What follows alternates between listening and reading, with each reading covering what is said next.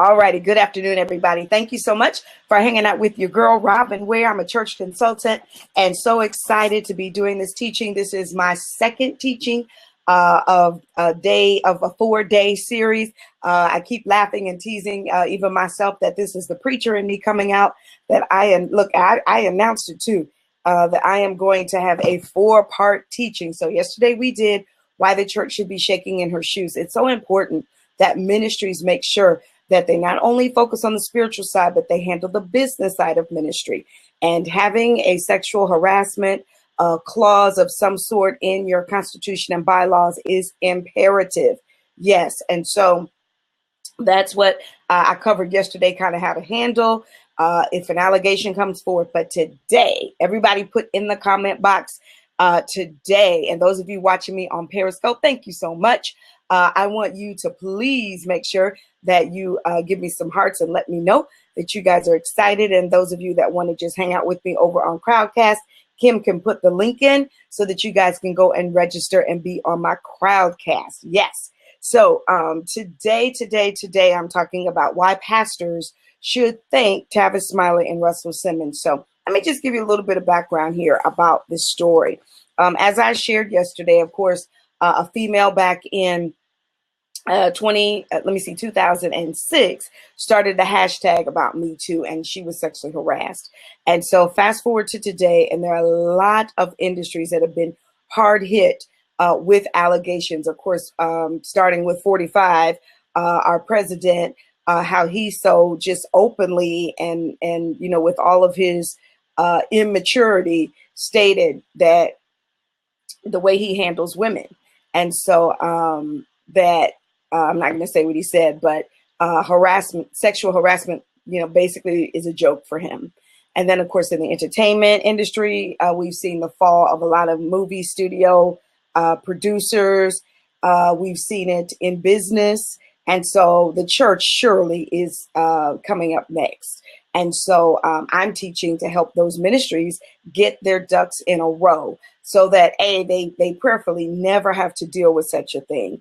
But however, if that should happen, you've got this teaching that you can refer back to. So today I'm talking about why pastors should thank Tavis, Smiley, and Russell Simmons. So for the most part, Russell Simmons started this hashtag that says not me. This is the part that I'm saying that pastors should thank them for, because it's important that if you are falsely accused, I'm not saying that Tavis is falsely accused, and I'm not here to say that Russell is falsely accused, but I'm just putting it out there as a blanket statement.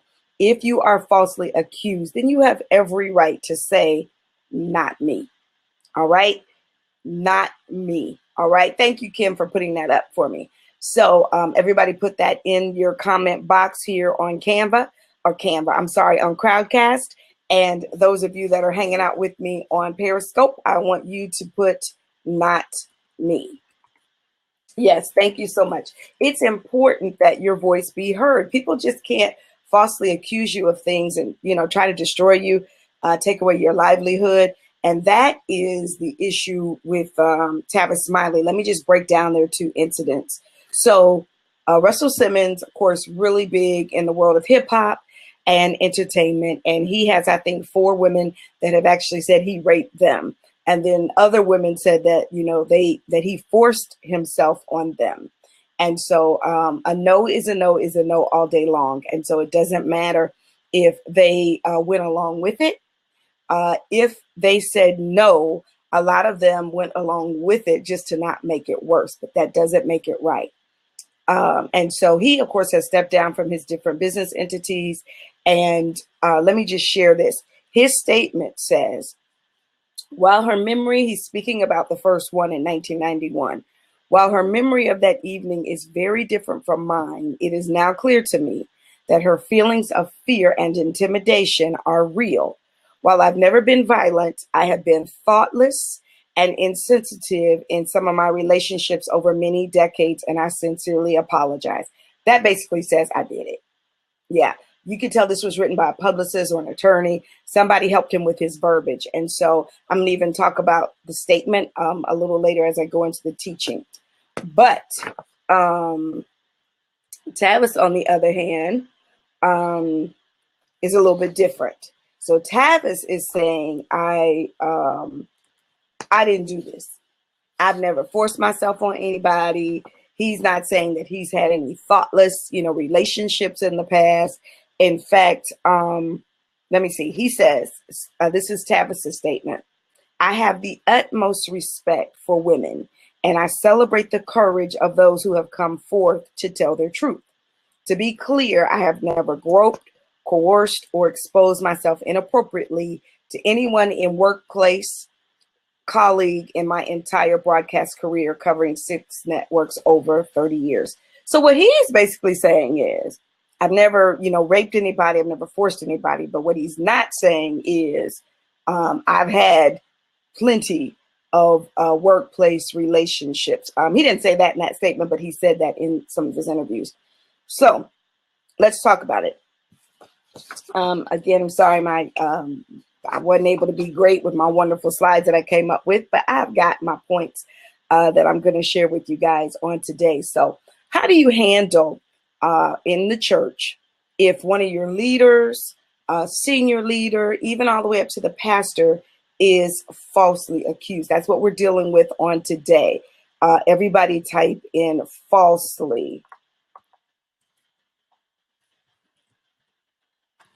Falsely accused. All right. So if you are falsely accused, you have every right to defend your name.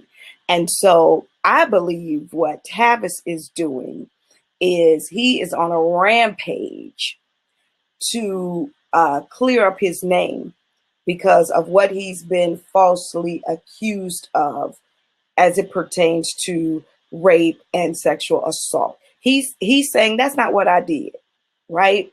And so if you ask me, the employer, they're using the wrong language because let me share with you what they say.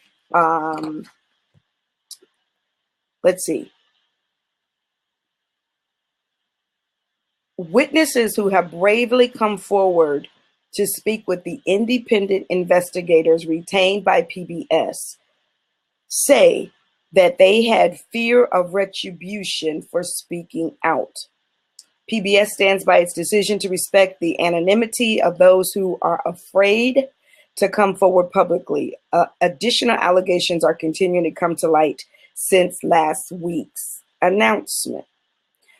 In response to Smiley's explanation that the company did not prohibit relationships between employees because you never know where your heart's going to lead you, meaning you might meet somebody you work with that you want to date.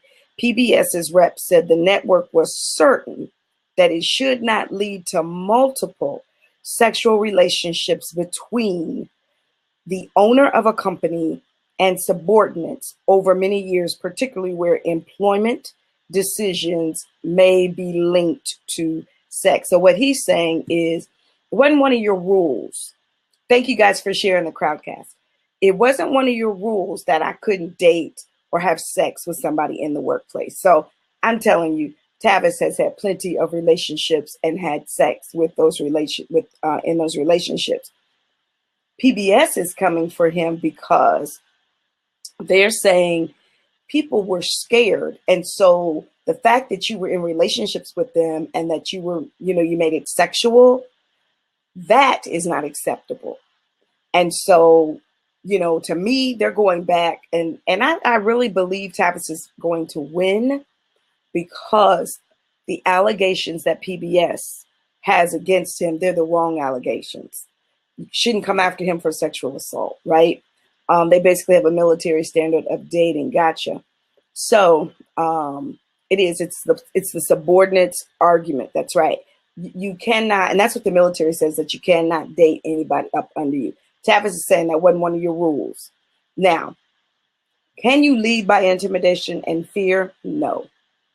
And that's what PBS is saying, that he was leading by intimidation and fear. And because of fear of retaliation, these people didn't come forward. And so probably once they started investigating them or interviewing them, they asked them, had they ever been in a relationship with him? And they began to tell the truth and say yes. And so now PBS has said, I see this as something that's about to explode, wide open, and we don't want to be a part of it. And so we're going to get ahead of it. But they didn't do it just right. Okay. Which is why, as I said yesterday, Tavis is going hard after them for retaliation. And he's got a lot to lose. His businesses. He said, on one of the interviews, I've got a whole team of employees and staff that now can't get paid. And so that is why he is working so hard to clear up his name. But he's smart. And I'm going to give you one of the points that Tavis is doing a good job with. So let's get started. Number one is number one is address any accusation. Number one, address any accusation. Do not take it light. Pastors, I want you to address any accusation. If somebody comes forward, they go to your director of ministries, they go to your HR person, and they say that there's been something inappropriate with one of your leaders, then that has to be addressed. You cannot try to sweep it up under the rug. And we've heard those stories before where people feel like they weren't heard and they just take it to the next level. And before you know anything, it's a great big mess, and it didn't have to be. So that is number one. All right. If somebody comes at you, because I'm sorry, I'm coming from the vantage point of you didn't do it. So not me is our hashtag. If you didn't do it and somebody comes forward, you must respond to it. All right. If you didn't do it and they come forward, then you need to respond to it. Now, yet tomorrow, I'm going to teach on leadership lessons from Uber. And I'll talk about from the angle that you did do it on tomorrow. Okay. So I don't want you all to get nervous. All right. So, but you do have a right to defend yourself. So that's the first thing. Number two is, but seek wise counsel, whether that be an attorney or an HR person. Seek wise counsel. The Bible teaches us to do that. And so wise counsel is not your group of pastors that support you. That's not wise counsel. You need to seek wise counsel from people that do this professionally. Your HR folks, your attorneys, your conflict resolution people. You've got to get with people that do this professionally. That's one thing I will say. Again, I mentioned it as I read Russell Simmons' statement. It says, while her memory of that evening is very different from mine, it's now clear to me that her feelings of fear and intimidation are real. Okay? He knew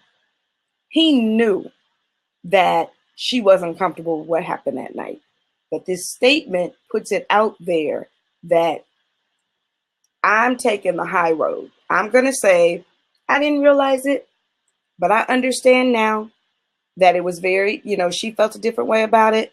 So for that, I apologize. He didn't come in here saying, oh no, we had drinks all night. We were both tipsy. We both wanted each other. He didn't say none of that because that's not wise. All right. Same thing, in ministry. If somebody's coming at you, stick with the facts and stick with what keeps it a professional conversation. All right, let's keep going. I think we're on number 3. Provide an alibi or witnesses to support. He knew when he didn't take her home like she asked. Right, exactly.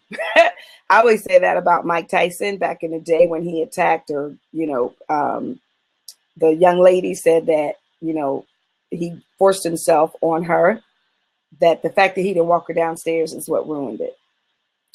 But provide an alibi or witnesses. So if that person says, hey, this leader, this spiritual leader did X, Y, Z. If you have an alibi, provide that. Provide witnesses. No, this isn't for public, but I'm just saying that when you're dealing with your accuser, you have to say, you called me repeatedly. You showed up repeatedly.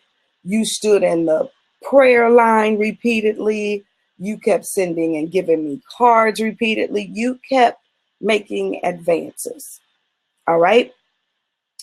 I'm talking about, oh, this is a private conversation that you're sharing with your HR person or with your attorney. But you've got to be able to share, your alibi as to where you were when the person says all this stuff happened, as well as witnesses. Your assistant. Oh, yeah, that person came. They brought flowers all the time. That person came. They brought a cake all the time. Y'all know how people do when they want to try to gain favor. They bring you all kind of gifts. All right. Number 4 is men tend not to view sexual encounters. That's right. Absolutely. Number 4 is provide a written account of what happened from your viewpoint. Hey, the person, came and gave me a hug and I hugged them back. Or, I hugged them back and then I went on to the next person. I did not linger. I did not whisper anything in their ear. I did not touch them outside of, just the way I hugged them around, my arms went around their shoulders. You need to give a written account of what happened from your point of view. All right. And let me say this, when you respond, when you give a statement like this, your attorney, your HR person, they're going to share all of this with your accuser. So this isn't for public sharing. This is you responding to your accuser, right? I'm just giving you the steps to do it from a legal standpoint. All right. Now, some of you may be saying, well, but the Bible says if somebody has an ought against you, you got to go to that person. And then it says, take somebody with you. I'm not talking about an ought.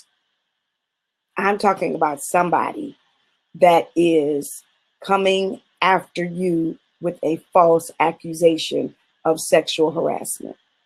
Okay.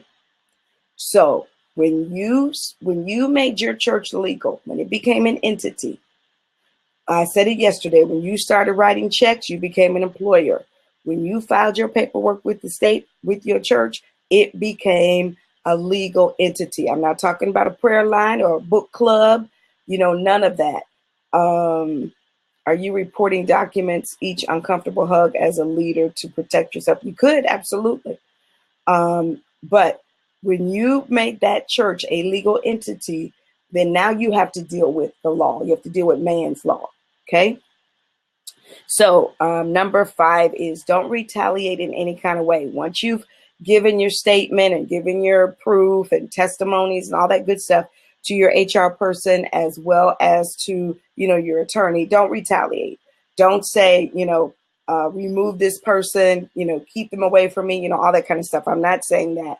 Sure, you probably want to make sure you're not in their space anymore, but I'm saying don't retaliate.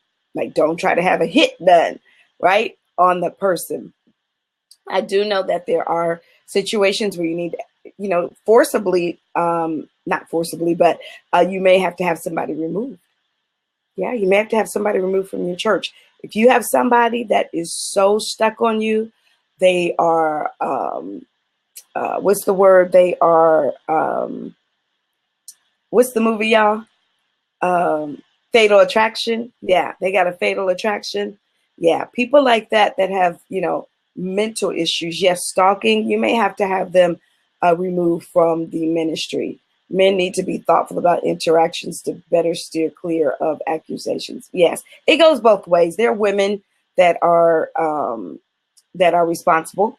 It's not all just men, but thank you for sharing that. Okay, so then let's see. Let's keep going. Number 6 is think about your track record. What is your track record? If your track record says that I do take meetings, you're a man, and I do take meetings with women, but I always have my wife or an assistant present. I always keep the door open. I always do meetings in my office. Think about your track record. If your track record is not one that you can look at and say, I handle things from a business standpoint, then you need to change. Yes, you shouldn't invite people to have meetings in a restaurant. That could give the wrong idea. If you have to think about your track record, you're probably doing dirt. I hope not. But think about, what time are you calling people at night? What time are you sending text messages? What are your text messages saying? I was at a meeting recently. It was a pastor's leadership meeting. And the pastor, which I really, really applauded him, he stood up and he said to all the other pastors, they were like his sons and daughters in ministry. And he said, hey there, Pastor Jamal. He said, I never do anything that could put my reputation on the line as being a respectful man and husband and pastor. Meaning, he said, I don't text female leaders after a certain time at night. I don't call female leaders. I have my team do that. And when he was saying text, he meant like those that are right up at the top.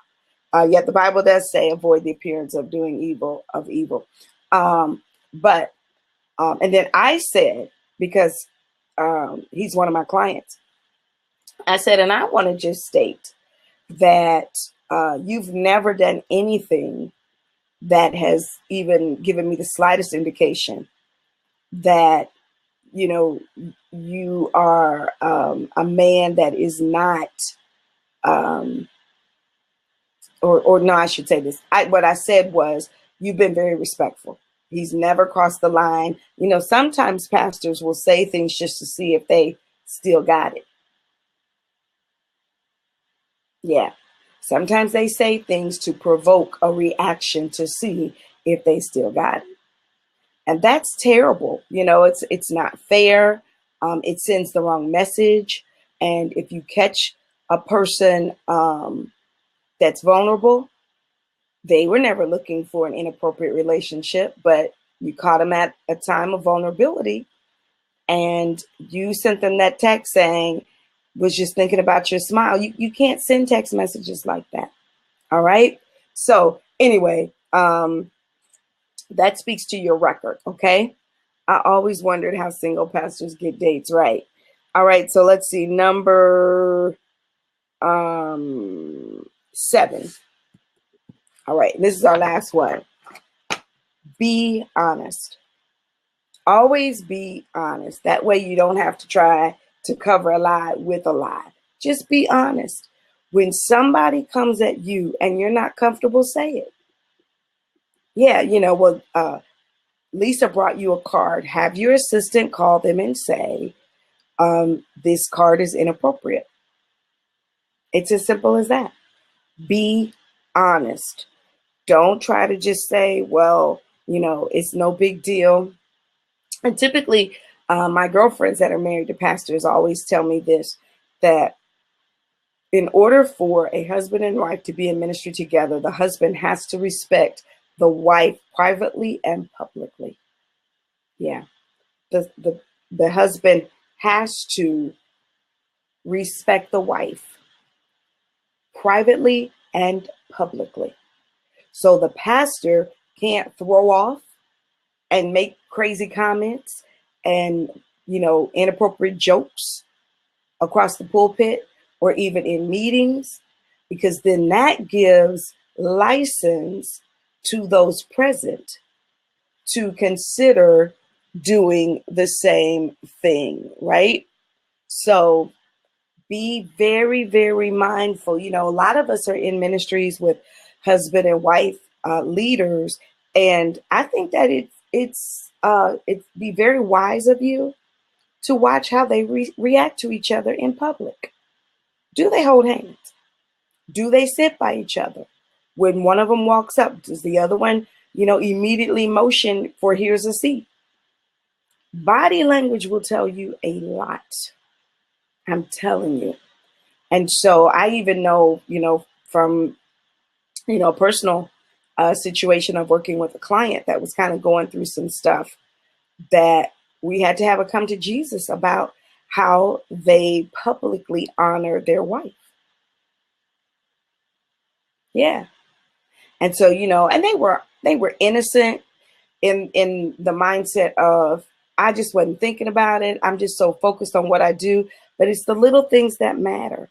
And if somebody that's trying to um, destroy your marriage or come at you from a demonic way, they're going to look for any type of access point. And if they notice that you don't affirm your wife, if they notice that you're not affectionate toward your wife, then they're going to process. She's probably not affectionate and affirming back to him. And maybe those are two ways that I can catch his eye. See, I'm telling you, you all think that women just walk around in sexy clothes to catch men. That's not what women do. I'm telling you, women do all kind of other things. So look, not going to go into all of that, but I'm just saying that stand up for yourself. The whole Not Me campaign, I think, is awesome. I think that anyone that has been falsely accused should stand up for themselves. I think that when you remain silent, that silence basically states that you're guilty. And so I think it's important that you do, but you should do it the right way, right? Do it the right way and not just coming off at people any kind of way. All right. So what questions do you guys have? Did you enjoy this? Did this help you understand or give you some ideas? I was saying yesterday that this might be something that I'll add to my teachings when I'm out on the road doing leadership workshops. Good stuff. If you guys have a leadership workshop coming up, feel free to reach out. I'd love to share with you kind of what I do and what my topics are and how all of it works. Good stuff. Thank you. Glad to see all my ladies on. Thank you to everybody that's on my crowdcast. As I said yesterday, I'm going to bundle all of this and then I'll make it available as one training. So this will be a great teaching that you can use even with your leaders. All right. Good stuff.